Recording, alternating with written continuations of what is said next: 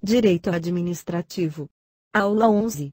Princípios infraconstitucionais.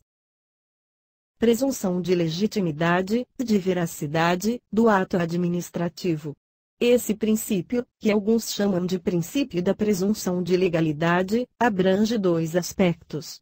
De um lado, a presunção de verdade, que diz respeito à certeza dos fatos.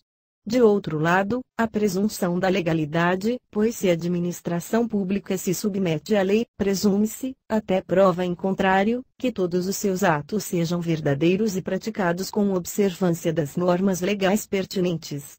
Trata-se de presunção relativa, ou seja, admite prova em contrário. O efeito de tal presunção é o de inverter o ônus da prova. Por exemplo, a administração declara que alguém deve tributos, e essa mera declaração unilateral goza da presunção. É o interessado que deve provar que o ato administrativo não corresponde aos fatos, ou foi praticado contrariamente à lei. Princípio da finalidade. É a orientação obrigatória, de toda atividade administrativa, ao interesse público primário, que esteja previsto, explícita ou implicitamente na lei. Já tratamos desse assunto, quando estudamos a impessoalidade. Veja alguns exemplos. O ato praticado em desrespeito a esse princípio, está marcado pelo desvio de finalidade, também chamado de desvio de poder, ou predestinação. A teoria do desvio de poder, é aplicável a todas as categorias de agentes públicos. Não se deve confundir o desvio de poder, com o excesso de poder. Ambas são figuras decorrentes do abuso de poder. Mas, no desvio, que estamos estudando, o ato praticado visa interesse diverso do interesse público primário. No excesso de poder, o agente exorbita de seu poder no uso de suas faculdades, agindo com desproporcionalidade, como no caso de uma diretora de escola, que para descobrir autores de vandalismos no banheiro feminino, instala secretamente câmeras de segurança, que violam a privacidade das alunas. Há divergência doutrinária sobre os requisitos necessários para se configurar o desvio de poder. Para a teoria subjetiva, basta que o agente tenha agido com a intenção de alcançar uma finalidade diversa do interesse público. Para a teoria objetiva, para ver o desvio de poder, não basta a intenção viciada. Se requer, também, que o interesse público seja concretamente violado. Veja a diferença das duas teorias, aplicáveis a um caso hipotético. Imagine que um desembargador presidente de tribunal transfere servidor porque é um desafeto, mas essa transferência melhora o serviço público. Para a teoria subjetiva, está configurado o desvio, porque bastou a intenção de atingir fim diverso do previsto em lei. Para a objetiva, não ocorre o desvio, porque o interesse público foi atendido. Devemos lembrar também da chamada predestinação lícita.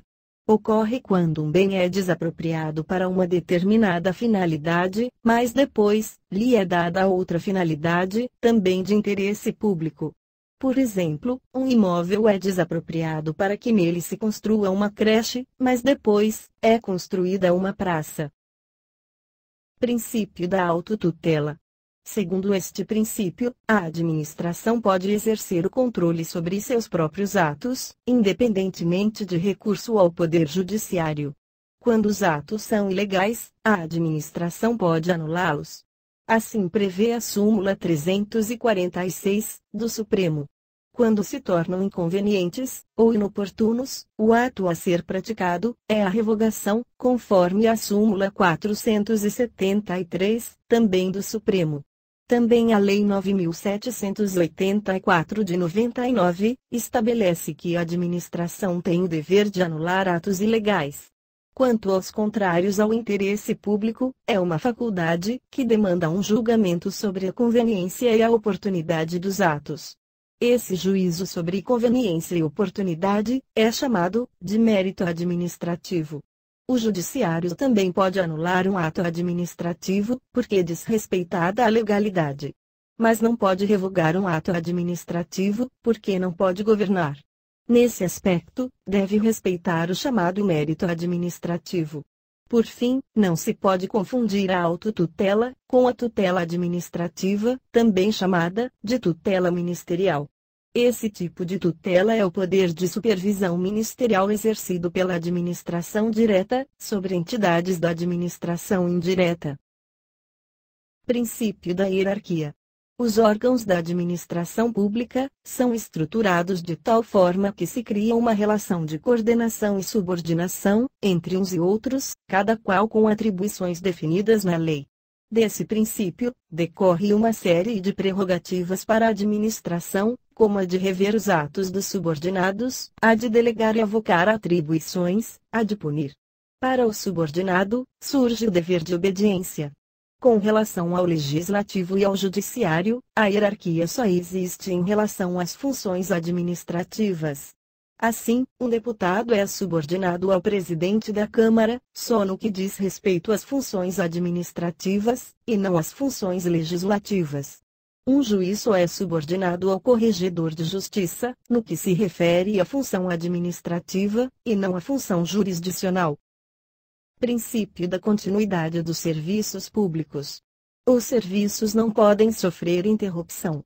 Esse princípio não se aplica a outras atividades administrativas, que podem sofrer algum tipo de interrupção, inclusive alguns casos de recesso ou férias coletivas.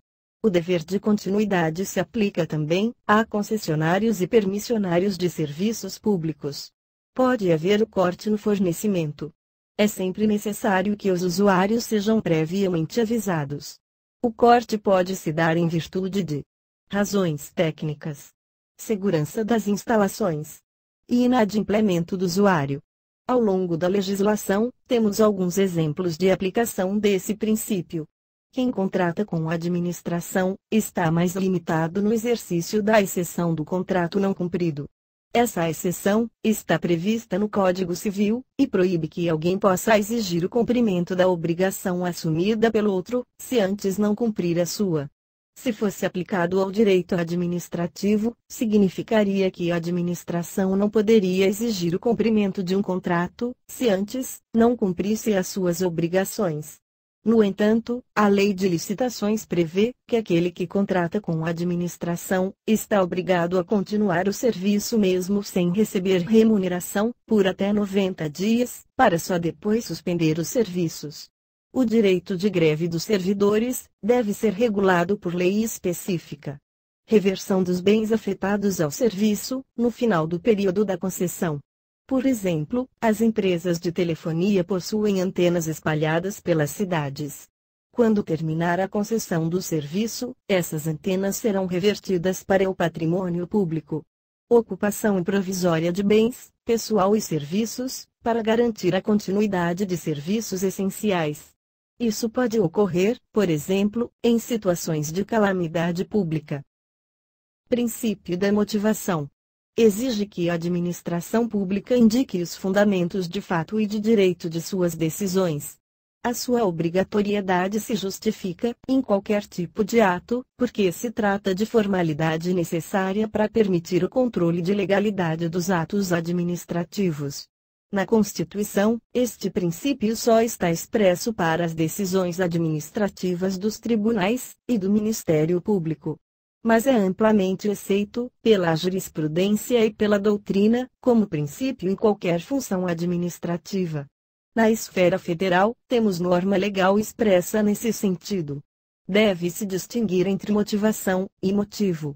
O motivo é o fato que autoriza a realização do ato administrativo. Por exemplo, na multa de trânsito, o motivo é a infração cometida pelo motorista. A motivação é a justificativa escrita sobre o motivo, e sobre as razões jurídicas, que determinam a prática do ato. Na multa de trânsito, a motivação está contida na notificação escrita que se dá ao infrator. Há casos em que se dispensa a motivação.